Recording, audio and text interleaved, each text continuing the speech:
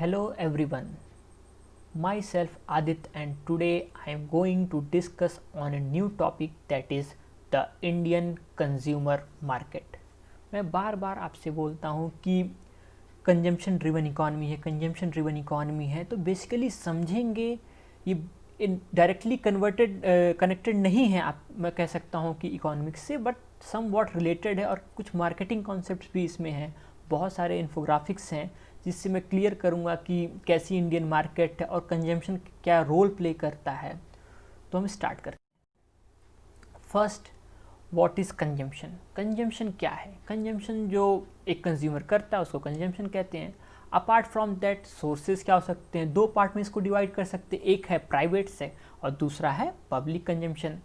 तीसरा फैक्टर ये है कि अगर आप कंजम्पशन ज़्यादा कर रहे हैं तो डेफिनेटली आपकी सेविंग्स कम हो जाएंगी क्योंकि आप खर्च ज़्यादा कर रहे हो। और एक और फैक्टर यहाँ पे है कि अगर आप कंजम्पशन ज़्यादा कर रहे हो तो चांसेस हैं इन्वेस्टमेंट भी ज़्यादा हो। ये कैसे होगा? इसका एक सिंपल फंडा है कि अगर आप कंजम्पशन कर रहे हो तो वो चीज़ कहीं मैन्युफैक्चर हो रही है, कहीं उसका प्रोडक्शन हो रहा है तो डेफिनेटली उसमें पैसे लग रहे हैं या इन्वेस्टमेंट हो रहा है, या तो आप अपने देश में उसको बनाएंगे, अगर वो कंडीशन नहीं है तो इंपोर्ट करेंगे। तो हर कंडीशन में इन्वेस्टमेंट उसमें रिक्वायरमेंट होगी। हाँ, अगर जो इंसान कंजम्पशन ज़्यादा कर रहा है डेफिनेटली वो पर्टिकुलरली इन्वेस्ट तो हो सकता ना कर पाए, लेकिन अगर उसके सोर्स ऑफ इनकम ज़्यादा है या कोई कंपनी है देख रही है कंजम्पशन पैटर्न तो डेफिनेटली इन्वेस्ट कर सकती है। यही रीज़न है लोग इंडिया में इन्वेस्ट करना चाहते हैं। एक और फैक्टर में बात करूं तो एक लाइफ साइकिल हाइपोथेसिस कहते हैं उसको। वो क्या बताती है? वो कहती है कि stage of life defines consumption pattern, कि हम किस स्टेज ऑफ लाइफ में हैं। सपोज करिए कि अगर आप देखेंगे consumption of Bangalore is higher, क्योंकि उसमें हो सकता है कि ये कंडीशन कब सक्सेसफुल हो, क्योंकि वहाँ पे कम एज वाले हों जो पैसा कमा रहे हैं, फॉर्मल सेक्टर में काम कर रहे हैं, उनके पास पैसा आ रहा है, ज़्यादा स्पेंड कर रहे हैं। लेकिन जब एक एज आती है मिडिल एज या एक हायर एज आती है तो हम शिफ्ट होते हैं किस तरफ? हम शिफ्ट होते हैं ज़्यादा सेविंग्स, तो उधर कंजम्पशन डिक्लाइन करती है। मैंने एक वीडियो बनाया था डेमोग्राफिक डिविडेंड पे, तो उस वीडियो में मैंने यही बताया था कि इंडिया की जो एज है, एक एवरेज एज जिसको कह सकते हैं, वो 28-29 के रेंज में है। तो ये एज ज़्यादा है, मीन्स ज़्यादा कंजम्पशन है, कंजम्पशन ड्रिवन इकॉनमी है तो ज़्यादा जीडीपी बढ़ने के स्कोप्स हैं अगर उनको सही मायने में जॉब्स मिलते हैं। अपार्ट फ्रॉम दैट एक डिबेट होता है कि क्या हम अगर सब कुछ कंजम्पशन ड्रिवन है तो भाई कंजम्पशन पे टैक्स लगा देते हैं और wealth tax, capital, property, income tax सबको हटा देते हैं डेफिनेटली। लेकिन सम वॉट इनडायरेक्टली अगर आप ध्यान दें तो जीएसटी एक कंजम्पशन टैक्स है ना, वो लास्ट पर्सन से भी टैक्स ले लेता है, इवन ऑन बिस्किट, सॉल्ट, हर चीज़ों पे। और अब आगे बढ़ते हैं तो आगे मैं बार बार जो आपको बताता था तो उसके लिए मैं एक प्रूफ लेके आया हूँ। उसको प्रूफ करने के लिए एक ये चार्ट है। बेसिकली ये चार्ट बताता है कि अगर आप देखें कि हमारी टोटल इकॉनमी 203 लाख करोड़ की है। आप अगर थर्ड पॉइंट वाले में जाके लास्ट में जाएंगे 2019-20 वाले में तो आप देखेंगे 203 लाख करोड़ की है। और अब आइए फिफ्थ पॉइंट पे। फिफ्थ पॉइंट में थर्ड लाइन में अगर आप जाते हैं तो आपको मिलेगा कि 1,22,000 करोड़ का हमारा आप कंजम्पशन करते हैं मींस, और दूसरा गवर्नमेंट का भी कंजम्पशन ऐड कर लें तो वो 24 लाख करोड़ का है। तो अगर इतना ज़्यादा कंजम्पशन कर रहे हैं तो ये हमको दिखाता है कि ये दोनों कंट्रीब्यूट करते हैं मोर देन 65%। और मैं बता दूं कि अगर एक और फैक्टर बताना चाहूँगा कि अगर हम डिवाइड करें, सपोज करिए कि हमारा टोटल कंजम्पशन है एक साल का 1,22,000 करोड़, तो इसको जब हम डिवाइड करते हैं, सब कुछ करते हैं तो एक फॉर्मूला निकल के आता है, एक नंबर आता है। बेसिकली उस नंबर को हम बोलते हैं करीब 34,000 करोड़ का हर दिन कंजम्पशन करते हैं इंडिया के लोग, हर दिन। तो डेफिनेटली जब लॉकडाउन्स लगे तो कंजम्पशन तो ज़ीरो नहीं हुआ लेकिन कंजम्पशन घटा तो समवॉट वो नंबर आता है राउंड ऑफ अप्रॉक्स 40,000 करोड़ का लॉस होता था। आप उससे भी लिंक कर सकते हैं और मैंने ये डेटा दिखा दिया कि जिससे ये क्लियर हो जाए जो बार बार मैं कहता हूँ। आप कुछ फैक्ट्स देख लेते हैं। फैक्ट्स क्या है? सबसे बड़ी डेमोक्रेसी है इंडिया। सेकंड, अगर डेमोग्राफी और पॉपुलेशन में जाएं तो सेकंड नंबर पे है। Apart from that sixth largest economy है जीडीपी वाइज, और लेकिन प्रेजेंट में थोड़ा कॉन्ट्रैक्ट कर रही है, लेकिन डेफिनेटली ये 1-2 साल का जो ब्लैक होल एंड होगा जब कोविड-19 का, तो सब कुछ नॉर्मल हो जाएगा। उसके अलावा अगर हम बात करें परचेजिंग पावर पैरिटी की, उस बेसिस पे इंडिया थर्ड रैंक पे। डेफिनेटली इंडिया के रेफरेंस में पीपीपी एक सही कैलकुलेशन नहीं है, पर अब एक डेटा है, इस डेटा को हमको एक्सेप्ट करना पड़ेगा, लेकिन सम वॉट वो करेक्ट नहीं है, तो थर्ड पे आता है इंडिया। अपार्ट फ्रॉम दैट अगर एक और फैक्ट है कि इंडिया बहुत एक गुड कंट्रीब्यूटर है जीडीपी में, वर्ल्ड जीडीपी के लास्ट 22 डिगेट्स में, मीन्स अप्रॉक्स 20 ईयर्स में। उसके अलावा कुछ India has economic growth has at least 7 structural strength that have been robust economic growth. में आगे दिखाऊंगा वो क्या फैक्टर्स हैं।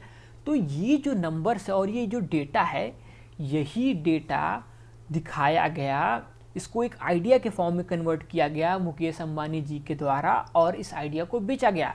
और डेफिनेटली ये इतने अच्छे नंबर्स हैं कि ये किसी को भी अट्रैक्ट कर सकते हैं कि अगले 10 साल में जो मार्केट किस तरह चलने वाली है, उसको क्लियरली एक ड्राफ्ट करके एक अच्छी कंजम्पशन स्टोरी बनाई गई और इस स्टोरी को एक्सप्लेन किया गया, और ये नंबर्स ज़रूर दिखाए गए होंगे, जिससे क्लियर हुआ होगा कि हाँ डेफिनेटली अगर आप आज इन्वेस्ट कर रहे हैं तो ये कोविड 1 से 1.5 साल में सॉल्व हो जाएगा, और इसके जाने के बाद, वैक्सीन आने के बाद जब मार्केट नॉर्मल होती है, उस कंडीशन में इंडिया एक ऐसी जगह होगी जहाँ पे आप बहुत कम टाइम में बहुत पैसा बना लेंगे।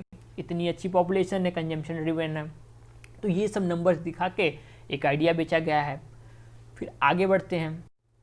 आगे जो 7 स्ट्रक्चरल स्ट्रेंथ क्या है, एक डोमेस्टिक कंजम्पशन ड्रिवन है, 65% इम्पोर्ट एक्सपोर्ट से बहुत ड्रिवन नहीं होती है, बेसिकली इन्वेस्टमेंट और कंजम्पशन से ड्रिवन होती है। उसके अलावा सेविंग जो डिस्पोजेबल इनकम है पिछले कुछ सालों में बढ़ी है, तो बहुत अच्छा एक रीज़न है लोग बाहर से लोगों को अट्रैक्ट जो करती है कि आके इंडिया में इन्वेस्ट करें। या इंडिया में कई बार होता है कि लोगों के पास पैसा है लेकिन डर लगता है कि आप इन्वेस्ट वहाँ पे करें, क्यों करें, क्योंकि एक फियर होता है कि वो पैसा आपका कन्वर्ट होगा कि नहीं, उससे प्रॉफिट मिलेगी नहीं कि नहीं मिलेगी। तो यहाँ पे एक रीज़न मिलता है आपको कि नहीं, आप इन्वेस्ट कर सकते हैं। Apart from that working age majority है, मतलब कि अर्निंग ज़्यादा होगी। डेमोग्राफिक डिविडेंड इंडिया एक्सपीरियंस कर रहा है 2018 से 2055 तक, तो उस टाइम पे काम करने, अगर मैक्सिमम जॉब हम प्रोवाइड करते हैं तो ज़्यादा पैसा लोग कमाएंगे, ज़्यादा खर्च करेंगे, डेफिनेटली पैसा घूमेगा, पैसा बढ़ेगा। उसके अलावा अगर हम बात करें policy reforms such as FDI में हमने देखा बहुत सारी लिमिट्स तोड़ दी गई हैं। 49% जो थी 49-51 वाला, उसको तोड़ के कई जगह 100% कर दिया गया है। तो बहुत सारी चेंजेस आए हैं जिससे बाहर से इन्वेस्टर और अट्रैक्ट होते हैं। उसके अलावा अगर हम बात करें कि गवर्नमेंट ने भी बहुत प्लान्स किए, बाहर जाके कई जगह उन्होंने अप्रोच किया अलग अलग कंट्री से कि इंडिया में इन्वेस्ट करे, और ईज़ ऑफ डूइंग बिजनेस में भी जो इंडिया की रैंक चेंज हुई है। Definitely ease of doing business में एक प्रॉब्लम क्या है, बस वो शायद बेंगलोर भी नहीं, मुंबई एंड दिल्ली को लेती है उस सर्वे में। तो एक एग्जैक्ट डेटा तो नहीं देता है कि एग्जैक्ट ईज़ ऑफ डूइंग में हम कहाँ हैं, क्या कर रहे हैं, कितना ईज़ है, पर डेफिनेटली एक ओवरव्यू आपको देता है कि हाँ इस कंट्री में काम करने लायक है, जो कि बहुत अच्छी इंप्रूव हो गई। इस समय प्रेजेंट में जितना मुझे पता है 62 पे है, तो ईज़ ऑफ डूइंग बिजनेस हो गया। अपार्ट फ्रॉम दैट जो जीएसटी एक वन नेशन वन टैक्स था, वो भी बहुत अच्छा था। हालांकि वो अभी कुछ बैकफायर कर रहा है क्योंकि ख़राब ऐप की वजह से भी, और स्टेट सेंटर का एक टसल है, तो वहाँ पे एक प्रॉब्लम आ रही है। डेफिनेटली टाइम के साथ वो रिजॉल्व हो जाना चाहिए। उसके अलावा बहुत स्कोप है यहाँ पे, large scale infrastructure development project के स्कोप है, तो बहुत सारा इन्वेस्टमेंट का यहाँ पे स्कोप है। तो डेफिनेटली ये सब स्ट्रेंथ में है। और अगर मैं अब अगर आप पूछें कि क्या हम मार्केट को डिवाइड कर सकते हैं 2 पार्ट्स में, तो हाँ डेफिनेटली जो गुड्स एंड प्रोडक्ट्स हैं उसको हम डिवाइड कर सकते हैं। एक होता है आपका कंज्यूमर गुड्स, दूसरा होता है आपका इंडस्ट्रियल गुड्स। तो कंज्यूमर गुड्स पे आते क्या हैं? कंज्यूमर गुड्स में सबसे पहले आते हैं कन्वीनियंस गुड, मीन्स जो फ्रिक्वेंटली हम परचेज करते हैं, मेडिसिन हुआ, टॉफ़ी, आइसक्रीम, कुछ भी जो डे टू डे हमको अप्रॉक्स यूज़ करना, उसको हम बोल सकते हैं मैक्सिमम FMCG वाले प्रोडक्ट इसमें आएंगे।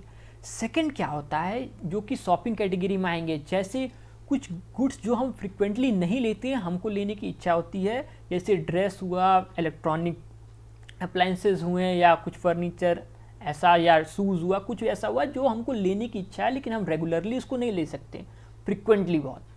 तीसरा है स्पेशलिटी गुड्स। तो ये कुछ ब्रांडेड प्रोडक्ट्स हैं जो हमको लेने की इच्छा है, कार हो सकता है, कुछ ज्वेलरी हो सकती है, कि वो किसी ओकेज़न पे हम लेंगे या एक्सट्रीम रिक्वायरमेंट पे लेंगे।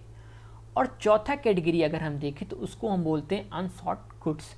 वो गुड्स कौन से हैं? ऐसे गुड्स जो कि हम मजबूरी में लेते हैं। मजबूरी में लेते हैं इन द सेंस, जैसे हुआ आपका इंश्योरेंस, हमको लेने की इच्छा नहीं है लेकिन हाँ just as a backup plan मजबूरी में लेना है उसको, तो हम ले रहे हैं। कई बार फ्लाइट या और जगह पे कि आप डेफिनेटली आपको लेना ही पड़ता है, कई जगह आप फोर्स भी हो जाते हैं जब टिकट लेते हैं इस कंडीशंस में। Apart from that fire extinguisher हुआ, बहुत कुछ इसमें आएगा। इसके अलावा सेकंड होता है इंडस्ट्रियल गुड्स।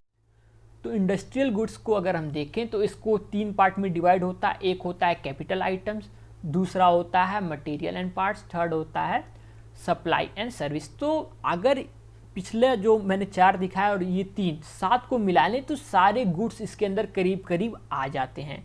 अब कैपिटल को आप डिवाइड कर सकते हैं इंस्टॉलेशन में, इक्विपमेंट में, इसमें हैवी मशीनरीज, ये सब वो जो गुड्स हम उधर खरीद रहे हैं जो पहले मैंने दिखाया, वो इधर उसको बनाने के लिए इसमें ये सब आप यूज़ करेंगे। मशीन यूज़ कर रहे हैं, कैपिटल यूज़ करेंगे, इक्विपमेंट हुआ, सब कुछ ट्रांसपोर्टेशन के लिए ट्रक हुआ, कुछ सब अलग अलग चीज़ें इसमें दी हैं।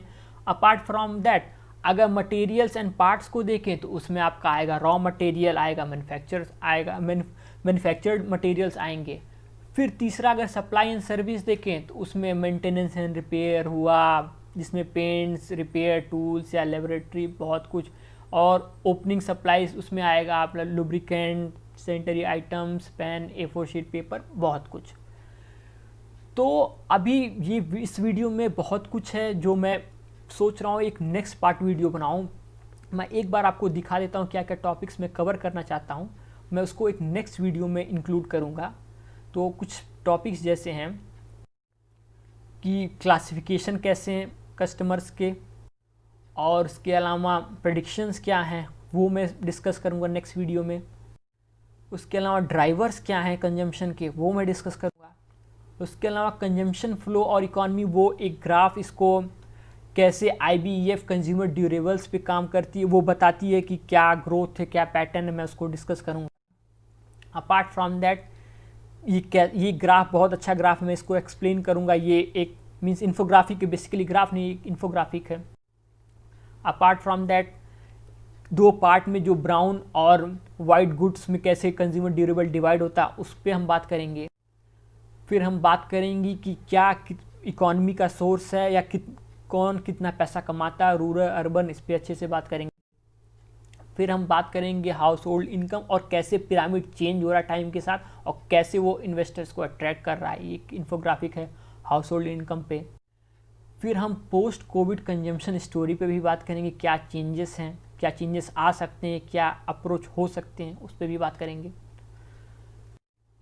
और लास्ट में एक पूरे साइकिल पे कि मैन्युफैक्चरिंग, प्रोडक्शन और कंजम्पशन का क्या इफेक्ट होगा, क्या हो सकता है, इंपोर्ट एक्सपोर्ट, सब पे थोड़ा बात करेंगे। तो मैं एक नेक्स्ट वीडियो बनाऊंगा जिस पे इन सब चीज़ों पे मैं डिस्कस करूंगा। So thanks for listening me, stay tuned.